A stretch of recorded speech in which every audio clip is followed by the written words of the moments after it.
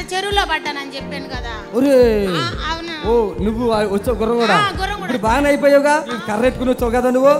First వచ్చినప్పుడు ఈలో పెచ్చోళ్ళండి. ఈమె కర్ర పట్టుకుని చిన్న పిల్లని పట్టుకుని వచ్చింది. ఒళ్ళంతా నొప్పులతోటి ఈమె కర్ర పట్టుకుని కాళ్ళు. అప్పుడు ఏమైంది నీకు అది చెప్పు. కీళ్ళవాతం అని కర్ర పట్టుకుని ఎంతకాలం క్రితం వచ్చావు? సంవత్సరం అయింది.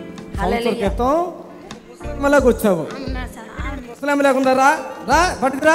కీళ్ళవాతంతో బాధపడుతున్నది, తగ్గిపోయింది ఆమెకి. రా ఎట్లా వచ్చింది? ముసలోడు కర్ర పట్టుకుని వస్తాడు చూడు, అట్లాగా 2 వారాలు వచ్చింది. అవునా? ఇప్పుడు ఇంకేముంది నీకు బాధ?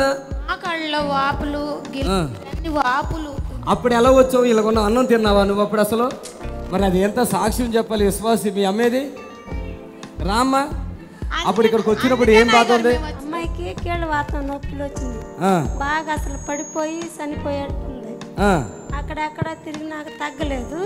ఇక మేము ఇక్కడ టీవీలో చూసి ఆమెను మా తమ్ముడిని ఇచ్చి పంపించి. ఎంత సన్నగుంది అప్పుడు? ఎండిపోయి ఉంది. సంవత్సరం క్రితం సంగతే తగ్గింది, ఇప్పుడు నడుస్తుంది. వాళ్ళకంటే ఇవి సొంత తమ్ముడికే ఇచ్చింది. మనోడు ఇల్లు కట్టుకుంటా చేతగాట్లు. ఇప్పటికి వచ్చి నేను వస్తాను ఇల్లు కట్టుకుంటావురా బాబు అంటే వీళ్ళు భయపడ్డారు. ఇప్పుడు ఆ నాన్న చెరువులో పడిపోయాడు.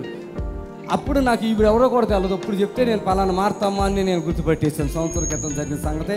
అప్పుడు సన్నగా ఉండి నల్లగా ఉండి ముసలమ్మలాగా వచ్చింది. బాగుపడింది. బాగుపడిందా లేదా నీ కూతురు?